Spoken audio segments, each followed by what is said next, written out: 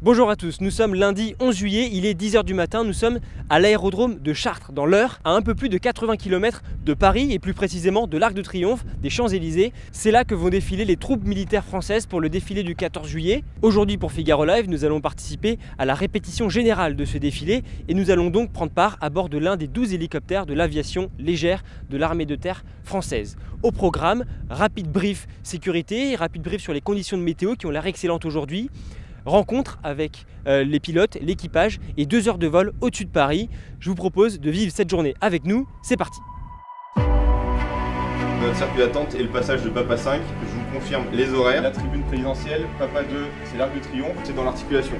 Les forces des régiments d'hélicoptères de combat, donc le Caïman Poker 43 et le centre de Paris. Et ensuite, si vous avez une panne du module sabre, qui orbite 1 heure avant le F2 au Mont aéronautique, donc la carte Tancy, et donc la France n'a pas de...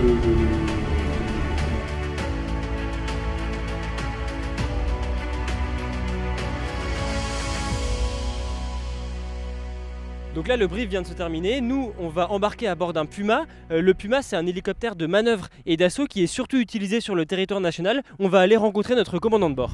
Bonjour lieutenant-colonel. Bonjour. Merci beaucoup de nous accueillir. Est-ce que vous pouvez nous présenter un petit peu cet engin, ce Puma ?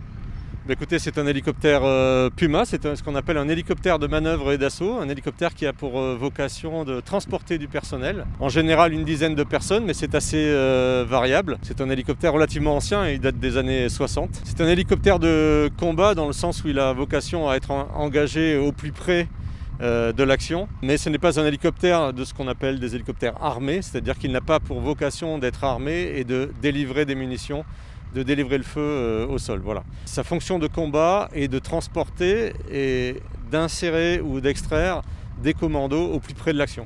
Alors là, on est en train d'être interrompu parce que justement, il y a le plein qui est en train d'être fait juste avant le vol. Je vous laisse peut-être nous expliquer ce qu'ils sont en train de faire précisément. Eh bien, écoutez, pour aller défiler, il nous faut du kérosène. Donc il faut mettre du kérosène et assez de kérosène pour pouvoir défiler et prévoir tous les temps d'attente qui sont nécessaires. Donc on fait un plein qui est calculé en fonction de la masse emportée, du temps de vol dont on a besoin. Et c'est pour ça que les pleins sont faits au dernier moment pour qu'ils correspondent à la mission. Alors on est à quelques minutes du décollage, on va rencontrer le chef de corps du 1er régiment d'hélicoptères de combat. Bonjour colonel. Bonjour monsieur. Pourquoi c'est important de faire une répétition grandeur nature comme ça 3 jours avant l'événement ? Écoutez, le rendez-vous d'un régiment qui défile le 14 juillet devant la population française, devant le président de la République, c'est un moment qui est important. Donc on veut que ce soit beau, que ce soit une réussite. Et c'est ce qui justifie qu'on s'y prépare sérieusement, voilà, avec rigueur. Et c'est vraiment une mise à l'honneur du régiment que de défiler le jour du 14 juillet. Pour nous, militaires, ça compte beaucoup. Se présenter devant notre chef, le président de la République, c'est un grand honneur. Voilà. Et donc oui, tout le monde ici est très fier, sachant que la plupart des équipages qui sont présents aujourd'hui étaient il y a peu de temps au Sahel, en train de se battre contre les groupes armés terroristes en appui des pays partenaires qu'on a dans la région. Donc oui, pour eux c'est très important. Ouais. Merci beaucoup. Écoutez, je vous en prie et je vous souhaite maintenant un excellent vol. Merci beaucoup. Poker 21, je vous en route approuvé, QNH 1023 avant Est 9. Démarreur 41. 1023 Est 9 9. Régulation manette en avant, 80, 78 et 260. Et 11, régulation gauche. Et RLF, fréquence étoile sur 119.7.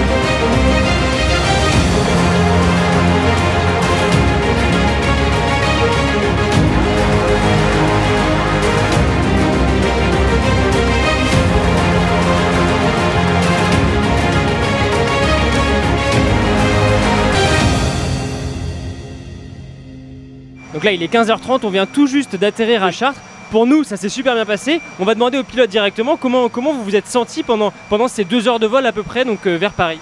Écoutez, ça s'est très bien passé. Je pense qu'on était bien dans le timing au passage Champs-Élysées, avec une belle formation, donc je pense que c'est une répétition qui est plutôt réussie. C'est des vols qu'on n'a pas du tout l'habitude de faire, parce que d'habitude on vole plutôt près du sol, avec des aéronefs qui ne suivent pas les mêmes trajectoires. Là, la particularité, c'est qu'il faut tenir la formation par rapport aux hélicoptères qui sont devant nous, et également par rapport aux hélicoptères qui sont à nos côtés. Donc c'est plutôt technique à faire, mais c'est assez sympa. Comment vous faites pour arriver à la seconde près au niveau de la tribune présidentielle le jour J? Alors on a la chance d'avoir un hélicoptère qui est assez moderne, équipé de GPS et de beaucoup de systèmes qui nous permettent d'arriver à la seconde près sur l'objectif. Merci beaucoup. Je vous remercie. Donc là on est avec le lieutenant-colonel Armand et on va visiter l'hélicoptère, voir un peu comment ça s'organise à l'intérieur. Donc à l'intérieur, comme vous le voyez, il y a une partie avant, une partie arrière, la partie soute, un peu comme dans un avion, hein, la partie qui sert à transporter tout le monde. Avec la particularité, c'est que dans la partie arrière, tout à l'arrière, vous avez tous les équipements radio qui sont déportés de l'avant.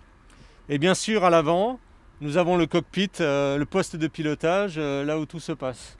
Attention, ouais, touche. Alors, dites-nous un peu comment ça s'organise. Là, il y a plein de touches partout. Comment vous faites pour piloter un tel engin? Alors, de façon générale, vous avez cette commande qui est le pas cyclique, qui va influer en profondeur, et sur la gauche et sur la droite. Cette commande qui est le pas général, qui va permettre de monter et de descendre, qui donne de la puissance. Ici, vous avez tous les paramètres moteurs, que ce soit la pression, les températures. Ici, vous avez tous les paramètres de vol. Donc les écrans sont éteints, mais vous avez tout ce qui est cap, altimétrie, montée ou descente, tout ce qui est radionavigation. En bas, vous avez tout ce qui est radar, pilote automatique, et tout ce qui est communication se retrouve complètement en bas. Ici, vous avez toutes les radios qui nous permettent de communiquer en vol. Voilà. Point particulier, vous avez ici un petit GPS qui nous aide.